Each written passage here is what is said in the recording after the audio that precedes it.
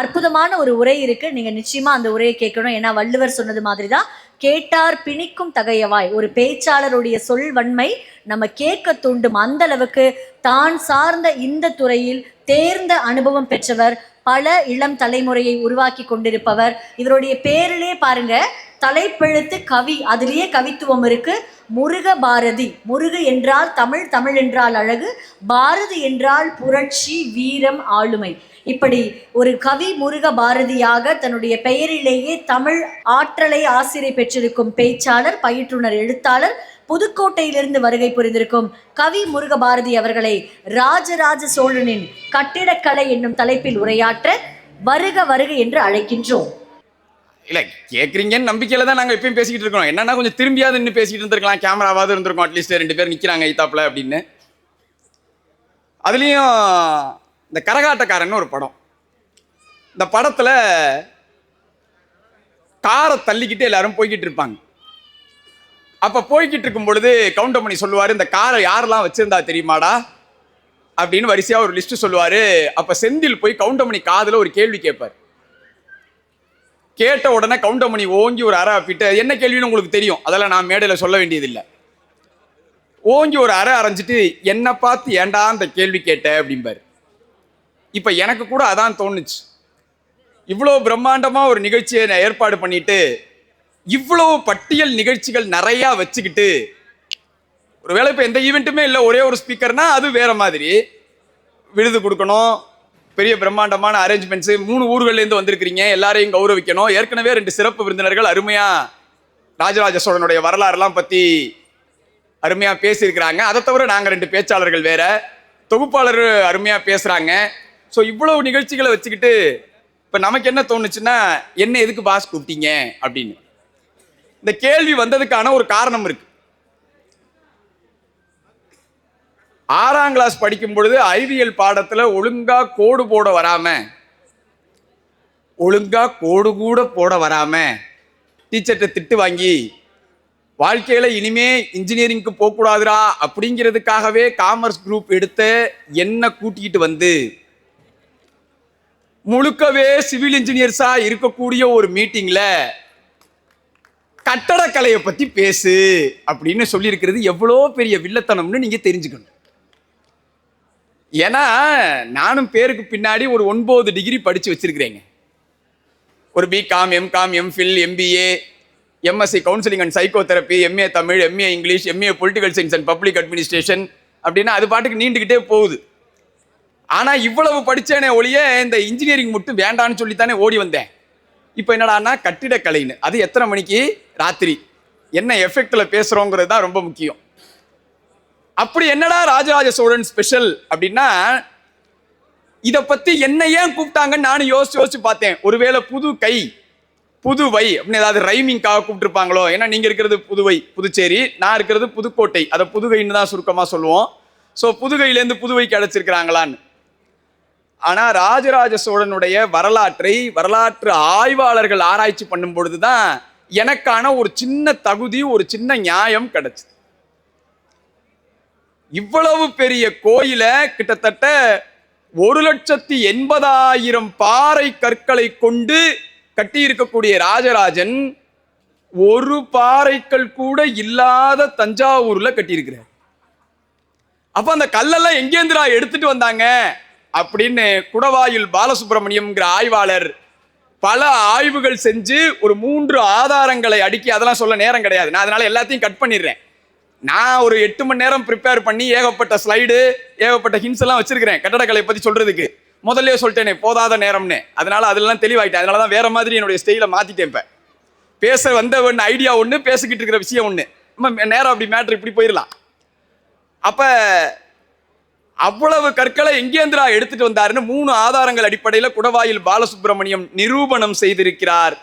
அது எங்கள் ஊரான புதுக்கோட்டை மாவட்டத்தில் குன்றாண்டார் கோவில் பகுதியில் இருக்கக்கூடிய கிள்ளியூர் மலை பகுதியில் இருந்துதான் சுமார் 75 கிலோமீட்டர் தூரத்தில் இருந்து கற்களை எடுத்து கொண்டு வந்துதான் இந்த ராஜராஜ சோழனுடைய மிகப்பெரிய கலையான அந்த தஞ்சாவூர் பெரிய கோயில், பெருவுடையார் கோயில், ராஜராஜேஸ்வரம் அப்படிங்கிற அந்த கோயில் கட்டப்பட்டது. அதனாலதான் முதல்ல அவருடைய அந்த படத்தை வச்சிருக்கிறேன். ராஜராஜ சோழன் படம்ல எந்த புத்தகம் நமக்கான அடிப்படை ஆய்வை கொடுக்குதோ அது ராஜராஜேச்சரம்ங்கிறது தான் ஆக்சுவலா பேரு அந்த கோயிலுக்கு.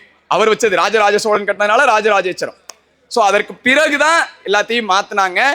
அப்புறம் பெரிய நந்தி, பெரிய சிலை இருந்ததுனால, சிவனுடைய சிலை பெருசா இருந்ததுனால, இங்க கூட ஒருத்தர் பேசும்போது சொன்னாரு, தமிழுக்கும் அதற்கும் என்ன தொடர்பு அப்படின்னு சொல்லி 12 அடி உயர சிவலிங்கம் அதெல்லாம் சொன்னாங்க இல்லையா. அதனால வந்துட்டு பெரு உடையார் அப்படின்னு சொன்னாங்க. உடையார்னு அவருக்கு பேருங்கிறதுனால.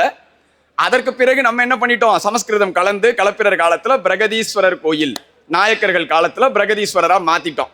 நல்ல தூய தமிழ்ல இருந்ததை பெரு உடையார்னு இருந்ததை பிரகதீஸ்வரரா மாத்திட்டோம். பிரகதீஸ்வரனாலும் அதே அர்த்தம் தான். ஸோ இதெல்லாம் வரலாறு. இதுல இருந்தெல்லாம் நமக்கு என்ன சார் செய்தி அப்படிங்கிறதா எப்பயும் போல நான் அதுல கவனமா இருந்துகிட்டே இருப்பேன். ஸோ முதல்ல நம்ம ஒரு சின்ன சின்ன விஷயமா அப்படியே உள்ள போயிடலாம். ஏன்னா கூப்பிட்டுருக்கிறவங்க எல்லாம் பொறியாளர் அமைப்பு. பொறி அப்படின்னா உறுப்புன்னு அர்த்தம், ஐம்பொறி அப்படின்னு சொல்லுவாங்க. ஸோ அவங்கெல்லாம் பொறியை ஆள்பவர்கள்னா நம்மளை எதுக்கு கூப்பிட்டுருக்குறாங்க, இந்த பேச்ச ஆளர் இது மூலமாக உங்களுடைய பொறியை ஆளணும்னு. ஆல்ரெடி ஒரு பொறிக்கு வேலை நடந்துகிட்டு இருக்கு. அதனால பாக்கி இருக்கக்கூடிய கண்களையும் காதுகளையும், அது சும்மா தான் இருக்குன்னு நினைக்கிறேன், வாய்க்கும் மூக்குக்கும் தானே வேலை இல்லைங்களா, 5 உறுப்புல.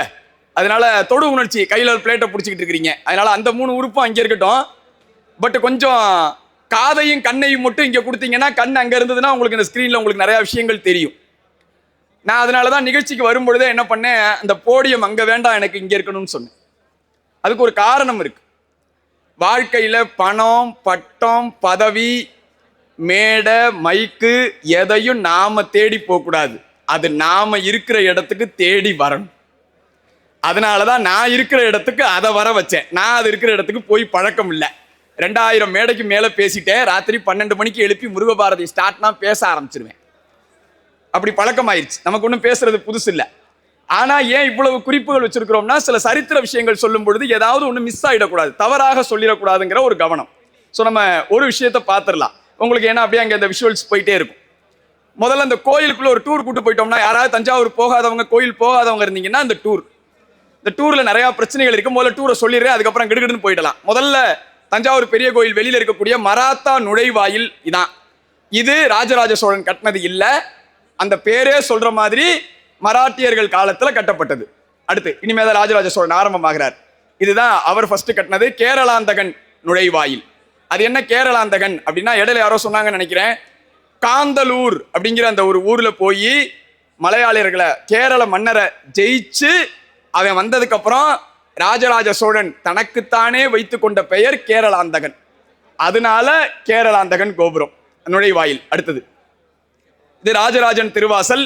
ஸோ அவருடைய பேரிலேயே அமைந்த திருவாசல். இந்த 3 என்ட்ரன்ஸை தாண்டி தான் இது 3மே கிழக்கு வாயில், கீழ் வாயில்னு சொல்றாங்க. கிழக்கு சைட்ல இருந்து நீங்க உள்ள போனீங்கன்னா கோயிலுக்குள்ள இப்படித்தான் போகணும். இது 3ஐயும் தாண்டினதுக்கு அப்புறம் தான் அடுத்தது பெரிய நந்தி. இந்த நந்தியும் ராஜராஜன் கட்டினதில்லை, இது நாயக்கர்கள் காலத்துல வந்தது. நம்ம எல்லாத்தையும் வரலாறு இஷ்டத்துக்கு போட்டு சொதப்பி பார்த்தீர்களா, எப்படி ஒரு மிகப்பெரிய நந்தி ராஜராஜ சோழன் சொல்லிட்டு இருக்கிறான். ராஜராஜ சோழனுக்கு நிறைய பெருமை இருக்கு. என்னை அருமையா அறிமுகப்படுத்தினாங்க தொகுப்பாளர். வழக்கமா என்ன பண்ணிடுவாங்கன்னா, நாங்க எங்கள்கிட்ட ஒரு ப்ரொஃபைல் கேட்பாங்க. கேட்டுவிட்டு என்ன பண்ணிடுவாங்கன்னா, சார் சன் டிவியில பேசியிருக்கிறாரு, ஜெயா டிவியில பேசியிருக்கிறாருப்பாங்க. நான் இங்கேருந்து கூப்பிடுவேன், இங்க வாங்க, நான் விஜய் டிவியில வந்திருக்கிறேன், ராஜ் டிவியில வந்திருக்கிறேன், கலைஞர் டிவியில வந்திருக்கிறேன். நீங்க நான் வராத சேனலா சொல்லிட்டீங்கன்னா, அவங்க தேடி பார்த்து இல்லைன்னு தெரிஞ்சு போச்சுன்னா, இந்த ஆள் எதுவுமே பண்ணல, சும்மாவானு பில்டப் கொடுத்த அந்த அம்மா நினைப்பாங்க அப்படின்னு நான் சொல்ல வேண்டியிருக்கும். அப்படி ராஜராஜ சோழனுக்கு ஏற்கனவே நிறைய பெருமைகள் இருக்கு. ஆனா அந்த பெருமைகள் எல்லாத்தையும் விட்டுட்டு இல்லாததெல்லாம் தூக்கி அவர் தலையில வச்சோம்னா, அவர் ஒண்ணுமில்ல போல இருக்குன்னு இந்த உலகம் நினைச்சிரும். அப்ப அந்த நந்தி அவர் கட்டினது இல்ல, குழப்பம் பண்ணிடக்கூடாது. அவர் கட்டின நந்தி சைடுல இருக்கு கோயில்ல. இது உங்களுக்கு ஒரு ஞாபகத்திற்காக. நம்ம அடுத்து உள்ள போயிடலாம். கோயிலுக்கு இதாங்க கோயிலுடைய என்ட்ரன்ஸ். நம்ம பேச வேண்டிய ராஜராஜ சோழனுடைய கட்டடக்கலையை நம்ம நிறைய பேச வேண்டிய விஷயம். முதல்ல சொன்ன மாதிரி பயப்படாதீங்க, நிறைய எல்லாம் பேச மாட்டேன். நான் கொஞ்சம் அந்த சின்ன சின்ன விஷயங்களோட உங்களுக்கு அப்படியே அதை கொடுத்துட்றேன். இந்த பாஸ் என்கிற பாஸ்கரன் ஒரு படம். இந்த படத்துல சந்தானம் சொல்லுவாரு, ஊர்ல 10-15 ஃப்ரெண்டு வச்சிருக்கிறவன் எல்லாம் சந்தோஷமா தான் இருக்கிறான், ஒரே ஒரு ஃப்ரெண்டை வச்சுக்கிட்டு நான் படுற பாடு இருக்கே ஐயோ பாரு. அது மாதிரி சில நேரத்துல என்ன ஆகும், ஒருத்தர் 1000 புக்கு எழுதியிருப்பாரு, அவருக்கு ஒண்ணுமே கிடைச்சிருக்காது. சில பேர் எழுதினதே ஒரே ஒரு நாவல் தான், அந்த ஒரு நாவலுக்கே நோபல் பரிசு கிடைச்சிடும். சாதாரணம் கிடையாது. எழுதுனதே ஒட்டுமொத்தமா வாழ்க்கையிலேயே ஒரே ஒரு நாவல். அப்படி 4-5 பேர் இருக்கிறாங்க. அப்படிப்பட்ட நபர்கள்லாம் இருக்கிற மாதிரி ஊர்ல கோச்செங்க சோழன் அப்படின்னு ஒருத்தன் 1000 சிவாலயம் கட்டுறதுக்காகவே அவங்க அம்மா தலைகீழ பிரசவ நேரத்துல தலைகீழ தொங்க விட்டு 1.5 நாழிகை கழிச்சு அந்த பிள்ளைய பெத்தாங்களாம். ஏண்டான்னா அப்பதான் அந்த பிள்ளை சிவன் கோயில் கட்டும்னு சொல்லி. அப்படியெல்லாம் பண்ண கோச்செங்க சோழன் என்ன கோயிலை கட்டினான்னு இப்ப இங்க யாராவது கேட்டா திருன்னு முழிப்போம். ஆனா ஒரே ஒரு கோயிலைத்தான் தன்னுடைய வாழ்நாளிலேயே ராஜராஜ சோழன் கட்டி இருந்தார். அந்த ஒரு கோயில் 1000 ஆண்டுகள் கடந்தும் தன்னுடைய புகழை இமயம் வரை நிறுத்தி இருக்கிறதுன்னு சொன்னா அதனாலதான் ராஜராஜ சோழன் கிங், பேரரசன். ஒரு விஷயம் செஞ்சா எப்படி செய்யணுங்கிறதுக்கான சிறப்பு. நாம எவ்வளவு செஞ்சோங்கிறது இல்ல. பன்னிக்குட்டி மாதிரி பிள்ளைங்களை பெக்கிறதுனால ஒரு பிரயோஜனமும் இல்லை. ஒரு புள்ள பெத்தாலும் அது சிங்கமா புலியா யானையா இருக்கணுங்கிறது தான் விஷயம். அதுதான் இங்க அவர் செஞ்ச ஒரு மிகப்பெரிய சிறப்பு. நான் இன்னொன்னு சொல்றேன் உங்களுக்கு. ஒரு விஷயத்திலையும் அவங்க எப்படி செய்யறாங்க அப்படிங்கிறதையும் நம்ம சொல்லணும். இந்த தஞ்சை கோயிலை பத்தி நிறைய கட்டுக்கதைகள் இருக்கு. இங்க எத்தனை பேர் ஒருத்தர் பேசும்பொழுது சார் கூட சொன்னாங்கன்னு நினைக்கிறேன், பிரின்சிபல் சார் பேசும்பொழுது, பொன்னியின் செல்வன் 1 பொன்னியின் செல்வன் 2 பார்த்துட்டா இங்க எல்லாருக்கும் ராஜராஜ சோழன் வரலாறு தெரியும் நினைச்சுக்கிறாங்க அப்படின்னு சொல்லி ஒரு மேட்டர் சொன்னாங்கன்னு நினைக்கிறேன். அதுல ரொம்ப கவனமான விஷயம் இருக்குங்க. நான் அந்த படத்தையாவது ஒழுங்கா பாருங்கன்னு சொல்லுவேன். பொன்னியின் செல்வன் நாவல்ல ராஜராஜ சோழனுடைய வரலாறை சொல்லும் பொழுது இல்லாத ஒரு கேரக்டரை உருவாக்கி, நந்தினின்னு ஒரு கேரக்டரை உருவாக்கி குந்தவையையும் நந்தினியையும் கல்கி ஒரே காட்சியில அறிமுகப்படுத்துறாரு. எப்படி அறிமுகப்படுத்துறாருங்கிறது தான் ரொம்ப ஸ்பெஷல். ஏன்னா பல பேருக்கு தெரியாது. படத்துல நீங்க ஐஸ்வர்யா ராய் த்ரிஷான் வேணா வச்சுக்கங்க, எனக்கு ஒன்றும் அப்ஜெக்ஷன் இல்லை. 2 பேரையும் இப்படி இன்ட்ரோடியூஸ் பண்ணணும். எப்படி பண்றாரு கல்கி? குந்தவை மிகவும் அறிவார்ந்தவள். யாராவது நரகத்தில் தடுக்கி விழப்போனால் அவர்களை காத்து சொர்க்கத்திற்கு வழிகாட்டக்கூடிய அளவிற்கு அறிவாளியா. இது சூப்பர்னு நம்ம நினைச்சா அடுத்த வரி சொல்றாரு, நந்தினி குந்தவையை விட அறிவாளி, குந்தவையை விட புத்திசாலி. ஏனென்றால் யாராவது ஒருவர் நரகத்தில் விழுந்து விட்டால் அவர்கள் இருப்பது நரகம் அல்ல சொர்க்கம்தான் என்று நம்ப வைக்கும் அளவுக்கு திறமைசாலிங்கிறார். இப்ப ராஜராஜ சோழனுடைய நிலைமையே அதுதான். என்னடான்னா நீங்க யூடியூபை திறந்தீங்கன்னா ராஜராஜ சோழனுடைய கட்டடக்கலையை பத்தி என்ன மாதிரியே இன்ஜினியரிங் தெரியாத பல பேர் அள்ளி விட்டுருக்கிறாங்க. உங்களை மாதிரி பொழுதன்னைக்கும் கட்டடம் கட்டிக்கிட்டு இருக்கிற பல பேர் வாய மூடிக்கிட்டு இருக்கிறாங்க. அதுல நிறைய விஷயங்கள் நடக்குது. அதுல முழுசா பொய்ன்னு சொல்ல முடியாது, ஒரு பில்டப். அந்த பில்டப் தான் அடுத்து வர்ற ஸ்லைடு. முதல்ல ஒருத்தர் பேசும்பொழுது சொன்ன விஷயம். தமிழுக்கும் கோயிலுக்கும் எப்படி தெரியுமா தொடர்பு? 216 அடி உயரம். எங்கேருந்து வந்தது அது? சிவனுடைய அந்த பெருவுடையாருடைய அளவு மட்டும் 12 அடி. கீழே இருக்கிற பீடத்தினுடைய அது 18, அதாவது உயிரெழுத்து கீழே மெய்யெழுத்து ரெண்டையும் சேர்த்தா அடுத்து உயிர் மெய்யெழுத்து 12 × 18 216. அந்த 216 அடிதான் விமானத்தினுடைய உயரம்.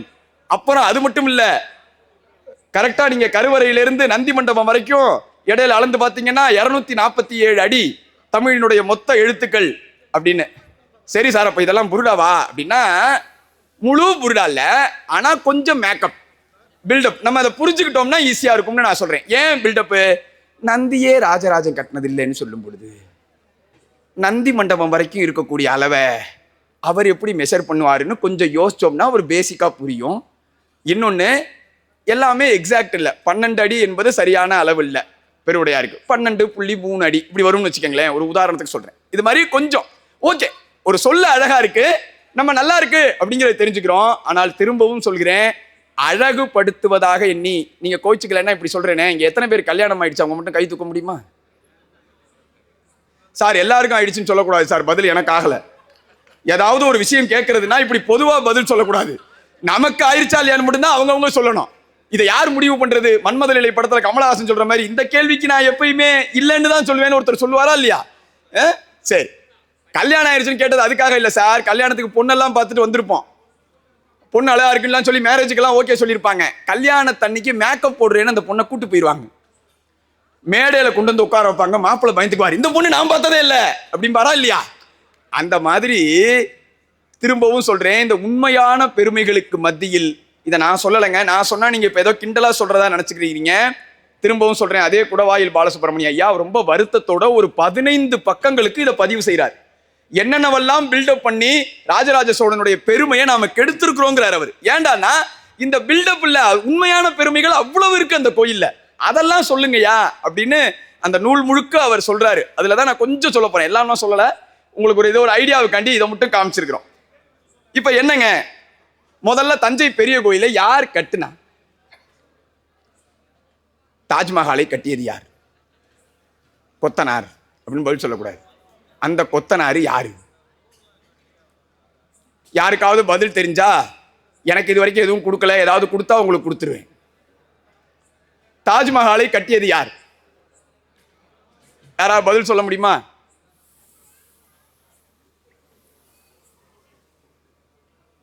சரி, ஒரு விஷயத்த நான் ஏதோ கொஞ்சம் கிண்டலா ஜாலியா பேசுறதுனால எல்லாமே கிண்டல் ஜாலி நினைச்சுக்காதீங்க. உங்களுடைய நேரத்திற்காகவும் உங்களுடைய முக பாவங்களுக்காகவும் பார்த்துட்டே இருக்கேன். ரொம்ப நேரமா நான் அப்படித்தானே உட்கார்ந்துருந்தேன், அதனால நான் அப்படி பேசுறேன். ஆனா விஷயம் எல்லாம் ரொம்ப முக்கியமானது. எதையும் சும்மா போற போக்குல எல்லாம் சொல்லிட்டு போகலைங்க. தாஜ்மஹால் இன்று உலக அதிசயமாக போற்றப்படுகிறது. அந்த தாஜ்மஹாலை கட்டிய கட்டடக் கலைஞர் பெயர் உஸ்தாத் இசா.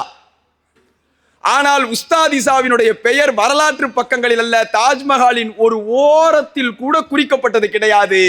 அதை விட கொடுமை, இன்னொரு தாஜ்மஹால் போன்ற வடிவமைப்பை கட்டிவிடக் கூடாது என்பதற்காக உஸ்தாத் இசாவினுடைய கண்களை குத்தி அதை குருடாக்கியவன் தான் மன்னர் ஷாஜகான். நீங்க அவரைத்தான் லவ் ஹீரோவா போற்றி புகழ்ந்துகிட்டு இருக்கிறீங்க. ஆனால் நம்முடைய மன்னன், தமிழ் மன்னன் ராஜராஜன் என்ன பண்றான்? தன்னுடைய பேரை ஒண்ணுல கூட எழுதி வைக்கலன்னு ஆளுமைன்னு பேசின அன்பு சகோதரி சிவநந்தினி சொன்னாங்களே, ஞாபகம் வச்சுக்கங்க. ஆனால் ஏராளமான கல்வெட்டுகளில் யார் இந்த கோயிலுக்கு வேலை பார்த்தாங்கிறத தெளிவா எழுதி வச்சிருக்கு. அதுக்காகத்தான் உங்களுக்கு அதை காமிக்க. யார் அந்த பெருந்தச்சர்கள்? ஒரு 12 பேர் பேரு. நான் அதுல ஒரு 3 பேர் மட்டும் இங்க உங்களுக்கு போட்டோவா காமிச்சிருக்கிறேன் நீங்கள் பார்ப்பதற்காக. தஞ்சை பெரிய கோயில்னா நம்முடைய நினைவிற்கு வர வேண்டியவர்கள். ராஜராஜ சோழன் நமக்கு தெரியும். முதல்ல வீர சோழன் குஞ்சரமல்லனான ராஜராஜ பெருந்தச்சன், அவர்தான் தலைமை கட்டட கலைஞர், அவர்தான் தலைமை பொறியாளர், சீஃப் இன்ஜினியர், நீங்க அப்படி புரிச்சுக்கங்க. அதற்கு பிறகு மதுராந்தகனான நித்த வினோத பெருந்தச்சன் 2ஆம் நிலை கட்டட கலைஞன், லத்திசடையனான் கண்டராதித்த பெருந்தச்சன் 2ஆம் நிலை. இந்த 3 பேர் படம் மட்டும் தான் இங்க இருக்கும். ஏன்னா அவங்க 3 பேர் தான் பேசிக் ஆர்கிடெக்ட்ஸ், இன்ஜினியர்ஸ். அவங்க தான் அதை பண்ணினது எல்லாமே. அதை தவிர நமக்கு ஞாபகம் வேண்டியது மாமன்னனுடைய தமக்கை குந்தவை பிராட்டியார், சேனாதிபதி கிருஷ்ணன் ராமன் எனும் மும்முடிச்சோழ பிரம்மராயன், ஸ்ரீகாரியம் பொய்கை நாடு கிழவன் ஆதித்தன் குரியனான தென்னவன் மூவேந்த வேளான், அவர் தான் கோயிலினுடைய நிர்வாக அதிகாரி, அட்மினிஸ்ட்ரேட்டிவ் ஆபீசர். ஈசான சிவபண்டிதர் எனும் ராஜகுரு ராஜேந்திர சோழன், ராஜராஜனுடைய பையன். ஏன் ராஜேந்திர சோழன் அப்படின்னா, ராஜராஜனுடைய காலத்துல போர்கள் இல்லாம பார்த்து கொண்டதுல அவனுக்கு பெரிய பங்கு இருக்கு. அவன் தான் போய் எல்லாத்தையும் ரெடி பண்ணி கொண்டு வந்தான். அப்புறம் அவனது குரு ராஜகுரு சர்வசிவ பண்டிதர், சைவ ஆச்சாரியார் பவன பிராரன். இந்த 11 பேரை வரலாறுல மறந்துடக்கூடாது அப்படின்னு நமக்கு ஞாபகப்படுத்துறாங்க தஞ்சாவூருங்கிற ஒரு நூல்ல, அதே பாலசுப்ரமணிய ஐயா. இப்ப நம்ம இதெல்லாம் ஏன் சார் தெரிஞ்சுக்கணும்? இத்தனை பேர் லிஸ்ட் எல்லாம் தெரிஞ்சுக்கிட்டு என்ன சார் பண்ண போறோம்? நல்ல கேள்வி. இப்ப இந்த நிகழ்ச்சி நடக்குது. மேடையில ஒரு 10 பேர் உட்கார்ந்துருந்தாங்க. மேடையில இருந்தவங்களுக்கு எல்லாம் ஷால் போத்துனாங்க. மேடையில இருந்தவங்களுக்கு எல்லாருக்கும் ஒரு பொக்கே கொடுத்தாங்க. திடீர்னு எய்தாப்புல வந்திருக்கிறவங்கல இருந்து நிறைய பேரை மேல வர வச்சு அவங்களை எல்லாம் கௌரவிச்சாங்களே, எதுக்காக? மேடையில இருக்கிற ஒரு லிஸ்ட் விருந்தினர்கள் போட்டிருந்தாங்கல்ல. ஐயா, விருந்தினர்களும் விருந்தும் மட்டுமே நிகழ்ச்சி அல்ல. எந்த ஒரு நிகழ்ச்சியா இருந்தாலும் அதில் சிறு பங்களித்தவர்களை கூட நாம் கௌரவிக்க வேண்டியது தமிழர் மரபு. இந்த உலகத்துல வாழ்க்கை முழுக்க ஞாபகம் வச்சுக்கங்க, உங்களுக்காக ஒரு சிறு கல்லை அங்க நவத்தி போட்டாங்கன்னா கூட அவர்களுக்கு வாழ்க்கை முழுசா நன்றியா இருக்கணுங்கிறதான் உப்பிட்டவரை உள்ளளவும் நினைன்னு நம்ம ஊர்ல சொன்னாங்க. அதுக்காண்டி வீட்டுல சமைக்கும் பொழுது வெறும் உப்பா போட்டு சமைச்சிடக்கூடாது. விஷயம் என்னன்னா, அந்த இடம் நன்றி உணர்வு தமிழர்களுடைய அடிப்படை. அதற்காக தான் இது எல்லாத்தையும் யார் யாருன்னு தெரிஞ்சுக்கிறோம். ராஜராஜ சோழனுடைய வரலாற்றுப்படி 1004 இருந்து 1010 ஒரு 7 வருஷம் 6-7 வருஷத்துக்குள்ள கட்டி முடிச்சுட்டாங்க. ரொம்ப சரியா உங்களுக்கு கல்வெட்டு ஆய்வின்படி சொல்லணும்னா, ராஜராஜ சோழன் 985 ஆட்சிக்கு வந்தான். அப்ப அவனுடைய 19வது வருட ஆட்சி பீடத்திலிருந்து ஆரம்பிச்சு 25வது ஆண்டு ஆட்சியினுடைய 275வது நாள் தஞ்சை பெரிய கோயில் கட்டி முடிக்கப்பட்டது. இவ்வளோ டீட்டெயில் தேவையா சார்? எப்போ பிறந்தார் வளர்ந்தாருன்னு அந்த விஷயம் தேவை. ரைட், நம்ம அடுத்தது போயிடலாம். இது ரொம்ப ஒரு முக்கியமான விஷயம். இது எதுக்காகனா, ரொம்ப காலமா இந்த உயர்ந்த கட்டிடங்கள், ராஜராஜ சோழனுக்கு முன்னாடி தமிழ்நாட்டில் உயர்ந்த கோபுரங்கள் அமைக்கும் பண்பாடு, வழக்கம், மரபு கிடையாது. ரொம்ப காலத்துக்கு இந்த மெத்தடே கிடையாது, தெரிஞ்சுக்கங்க. நம்ம இன்னைக்கு பார்க்குற ஸ்ரீவில்லிபுத்தூர் கோபுரம் இதற்கு பிறகு காலத்தால் பிந்தியது. இதை பார்த்து பண்ணது. இப்போ ராஜராஜ சோழன் முதல்ல இந்த மாதிரியான ஒரு ஹைட்டான கோபுரத்தை கட்டினாரு, விமானத்தை. அதுல இருந்து நமக்கு ஒவ்வொன்றாக போகுது. பைசா நகர கோபுரத்துல இருந்து எல்லாமே சாஞ்சிருச்சு. பிக் பென் கடிகாரம், அந்த டவர் எல்லாமே சாஞ்சிருச்சு. ஆனால் 1000 ஆண்டுகளுக்கு பின்னும் ஒரு கல்லின் மீது இன்னொரு கல் வைக்கப்பட்டு கட்டப்பட்ட ராஜராஜ சோழனுடைய தஞ்சை பெரிய கோயில் 0.1 இன்ச் கூட இதுவரை சாயவே இல்லை என்பது அறிவியலினுடைய மகத்தான சாதனை நண்பர்களே. எப்படிடா, கல்லுக்கு நடுப்புற கான்கிரீட் கிடையாது, சிமெண்ட் கிடையாது, ஆனா கொஞ்சம் கூட 6 நிலநடுக்கங்களை தாங்கி இருக்கிறது இந்த 1000 ஆண்டுகள்ல. ஆனா ஒரு செங்கக்கல்லு கூட, ஒரு கருங்கல்லு கூட, ஏன்னா முழுக்க கருங்கல் கோயில், அதனால ஒரு கருங்கல்லு கூட அங்க இது வரைக்கும் அசையலைங்க. அதுதான் ரொம்ப முக்கியமான ஸ்பெஷாலிட்டி. அதை நாம கவனிக்கணும். இப்ப இந்த விமானம் ஒரு 308 சதுர மீட்டர் அளவுடைய உயர்ந்த அதிஷ்டானத்தின் மேல கருவறை நடுப்புற இருக்கு. அதை சுத்தி 4 புறமும் வாயில், அதுல அந்தராலம் அப்படிங்கிற ஒரு சுற்று அறை இருக்கு. நான் இன்னும் கொஞ்சம் உங்களுக்கு இந்த இடையில இருக்கிற எம்டி ஸ்பேஸ் எல்லாமும் காமிக்கிறேன். கருவறைக்கு வெளிப்புறம் இருக்கக்கூடிய அந்த அந்தராலத்தினுடைய அறை ஒரு 6 அடி அகலம், புறச்சுவர்கள் ஒரு 4 சுவர், ஒவ்வொன்றும் 13 அடி கனம். அப்படி இருக்கக்கூடிய இளமையில தான் ஒரு விமானத்தை மேலே எழுப்புறாங்க. அது எப்படி நடந்துச்சுன்னு ஒரு சேனல்ல இருந்து சொல்லியிருந்தாங்கன்னா அதையும் காமிக்கிறேன். அதான் திரு செல்வகுமார் அப்படிங்கிற வரலாற்று ஆய்வாளர். இதை நீங்க யூடியூப்ல போய் தேடினீங்கன்னா இவர் ஒரு ஆய்வு பண்ணி சொல்றாரு. அது இன்னும் கொஞ்சம் நிறைய ஆய்வுகளுக்கு உட்பட்ட விஷயம்தான். அவர் ஒரு புத்தகம் எழுதியிருக்கிறாரு. அதை அவரே யூடியூப்ல பேட்டியாகவும் கொடுத்துருக்கிறாரு. நம்ம புத்தகம் படிக்க மாட்டீங்கன்னு தெரியும், அதனால யூடியூப்லேயே பார்த்துருங்க. அவரே எக்ஸ்பிளைன் பண்றாரு. ஆனா ரொம்ப டஃப். என்னன்னா அதனுடைய அளவு, நீள, அகலம்லாம் போட்டு அவர் பயங்கரமா எக்ஸ்பிளைன் பண்றாரு. நான் அவ்வளோ சொல்ல முடியாது, நான் எளிமையா சொல்றேன். கோயிலினுடைய நடுப்பகுதியில அந்த கருவறை இருக்கு, சிவலிங்கம்னு வச்சுக்கோங்க.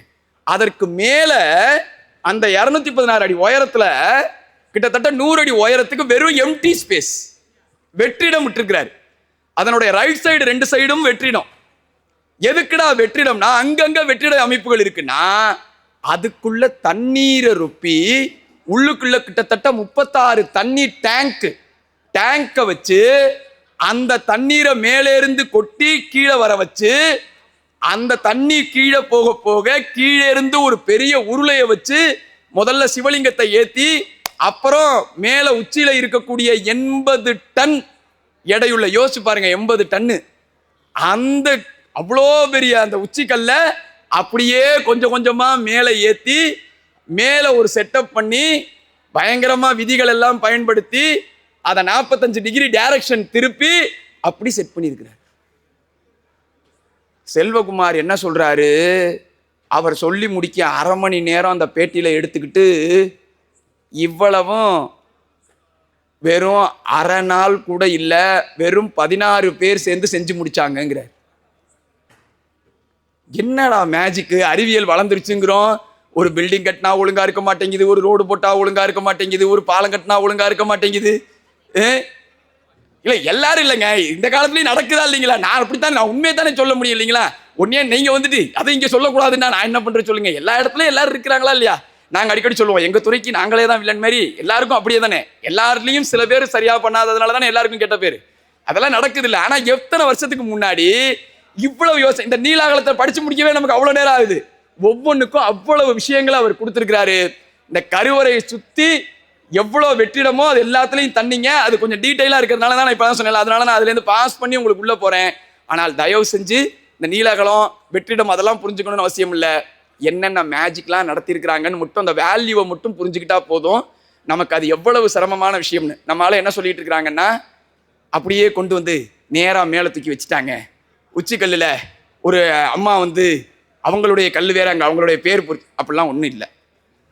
அதான் நான் சொன்னேன், நிறையா கதை சொல்லி வரலாறை காலி பண்ண வேண்டாம். வரலாறுல இவருமே என்ன சொல்றாருன்னா, அதான் அவர் செஞ்சாரான்னு யாருக்கும் தெரியாது. ராஜராஜ சோழன் போய் அவர் பக்கத்து வீட்டில் பார்த்துட்டு இருந்தாரா? அவர் என்ன சொல்றாருன்னா, பாசிபிலிட்டி, இப்படித்தான் செய்திருக்க முடியும் அப்படின்னு அவர் எக்ஸ்பிளைன் பண்றாரு.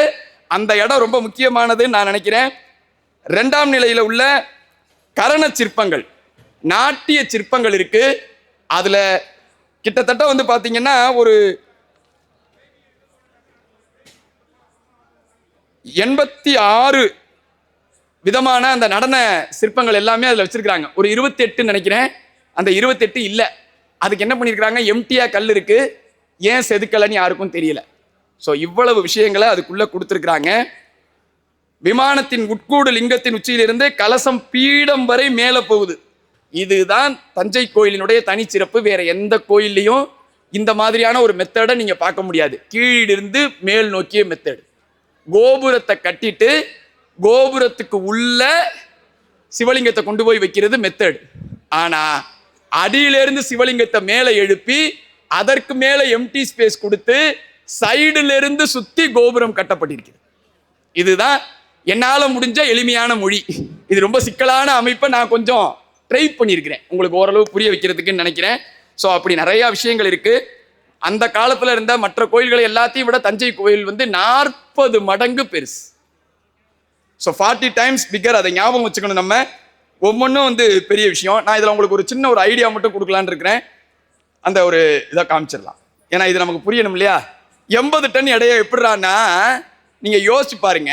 216 அடி உயரம் உள்ள விமானம்னா எவ்வளவு தூரங்க அஸ்திவாரம் தோண்டணும்? நீங்க தான் சொல்லணும், இன்ஜினியர்ஸ் தான். 216 அடி உயரம் உள்ள கோபுரம் வைக்கணுங்க, அதுக்கு மேல ஒரு 80 டன் உள்ள கல் வேற வைக்கணுங்க. அப்ப கீழே அஸ்திவாரம் எவ்வளவு தோண்டுவீங்க? வெறும் 5 அடி தான் தோண்டி இருக்கிறாரு. நீங்க சொல்றது ஒரிஜினல். நீங்க எவ்வளவு பண்ணணும்னு கேட்டேன். அவங்க எல்லாரும் டெக்னிக்கா ஆன்சர் தெரிஞ்சுக்கிட்டு அதை மட்டும் சொல்றாங்க. ராஜராஜன் எவ்வளவு பண்ணாரு நான் கேட்டேன். அப்புறம் எப்படிங்க 5 அடியிலே வச்சு பண்ணினாரு அப்படின்னா, இதுக்கு வந்து நிறைய உதாரணங்கள் இருக்கு. நான் சொல்லுவேன், உங்களுக்கு புரியுற மாதிரி வழக்கம் போல என் ஸ்டைல சொல்லிடுறேன்னு. அதுல ஒரு உதாரணம் போட்டிருக்கிறேன், அது வேற ஒருத்தர் சொன்னது. நமக்கு நம்ம புரியுற ஸ்டைல போயிடலாம். இந்த ஆதவன் ஒரு படம். இந்த ஆதவன் படத்துல நம்ம வடிவேலுவ சூர்யா ஒரு பிரிட்ஜில் பார்ப்பாரு. என்ன பிரிட்ஜ் ஞாபகம் இருக்குங்களா? அது மட்டும் ஞாபகம் இருக்குங்க. அதுக்கு தான் அதை சொல்லிடுறது. ராஜராஜன் எப்படிலாம் சொல்ல வேண்டியிருக்கு. சரி, இந்த அவுரா பிரிட்ஜில் என்ன பண்ணிருப்பாங்கன்னு கேட்டீங்கன்னா, மேலே இருந்து கயிறு கட்டியிருப்பாங்க. நீங்க அந்த படத்தையே ஒழுங்கா பாத்தீங்கன்னா உங்களுக்கு தெரியும். பிரிட்ஜ்னா கீழே உள்ள தூண்கள்ல தான் எல்லா பிரிட்ஜும் நிக்கணும். எங்கேந்திரா மேலே இருந்து கட்டுனாங்க அப்படின்னா, அது ஒரு சயின்ஸ். என்ன சயின்ஸு? பாதி எடை 30% வரை அந்த பாலத்தின் மீதான எடையை இந்த கயிறுகள் தாங்கும். அதனால என்னன்னா, பாலத்துல எவ்வளவு வெயிட்டான லாரி வேணாலும் போகலாம், எவ்வளவு வெயிட் வேணாலும் ஏத்திக்கிட்டு. அதுக்கான ஒரு மெத்தட்.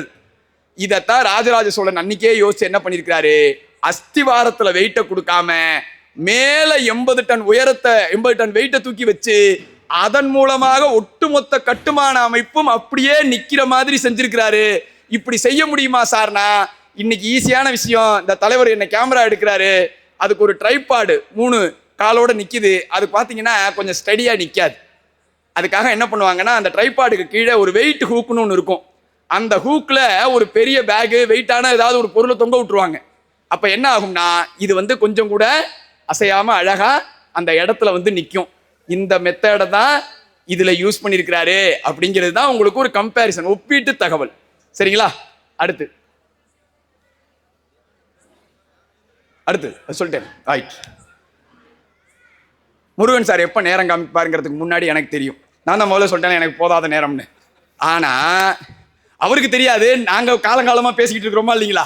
அதனால எவ்வளவு நேரமோ அவ்வளவு நேரத்துக்குள்ள முடிச்சு பழக்கமானவங்க. தானா நடக்கும். அது எப்படி சார் நடக்கும்னா, இவ்வளவு இத்தனைக்கு என்ன கொடுமை, பிளான்ல இல்லாத கதையெல்லாம் வரும் இங்க, ஆனாலும் அது நடக்கும். அது ஒரு பயாலாஜிக்கல் கிளாக்னு நாங்கெல்லாம் சொல்லுவோம் ட்ரெயினர்ஸ். ரைட். அது என்ன சார் விஷயம் அப்படின்னா, நம்ம ஆளே கடைசியா ஒரு கேள்வி கேட்பாங்க. என்ன கார்ல கூப்பிட்டு வந்த ராஜேஷ் சார் கேட்டாரு, நம்ம எதை சொன்னாலும் கடைசியா பசங்க என்ன கேட்குறாங்கன்னா, இப்போ இதெல்லாம் தெரிஞ்சு நீ என்ன பண்ண போற அப்படின்னு கேட்குறாங்க சார்னு.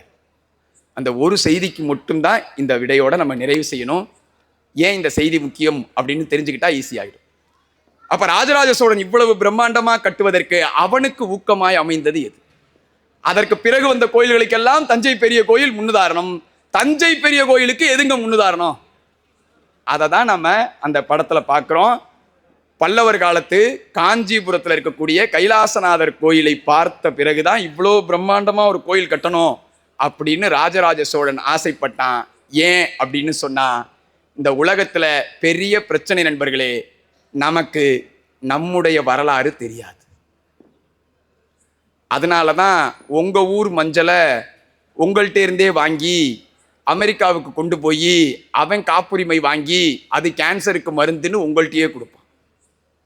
காரணம், உங்கள் ஊர் மஞ்சளுடைய மகிமை உங்களுக்கு தெரியாது, உங்கள் ஊர் துளசியினுடைய மகிமை உங்களுக்கு தெரியாது. இப்படி நம்மக்கிட்ட இருக்கக்கூடிய எல்லா பிரச்சனைகளும் எதனால வந்ததுன்னா, என்னுடைய குடும்ப வரலாறு, என்னுடைய தமிழ் இனத்தின் வரலாறு, என்னுடைய தமிழ் இனத்தினுடைய பெருமைகள் எதுவுமே நமக்கு சொல்லப்படலை. வரலாறு படிக்காமல் வரலாறு படைக்கவே முடியாது நண்பர்களே. ஒரு வரலாறு தெரிந்த ராஜராஜனால் தான் இன்னொரு வரலாற்றை உருவாக்க முடிந்தது. ராஜராஜனுடைய இந்த வரலாற்றை, கட்டிடக்கலை வரலாற்றை தெரிந்து கொண்டால் இங்கே இருக்கக்கூடிய அத்தனை பொறியாளர்களும் கட்டிடக்கலையில் நாளை அவரவர்கள் ஒரு மகோன்னதமான ஒரு கட்டமைப்பை உருவாக்கி உங்கள் பெயரும் காலத்தின் கல்வெட்டில் பொறிக்கப்பட வேண்டும் என்று உங்கள் அத்தனை பேரையும் வாழ்த்தி நல்ல வாய்ப்புக்கு நன்றி கூறி விடைபெறுகிறேன். நன்றி, வணக்கம்.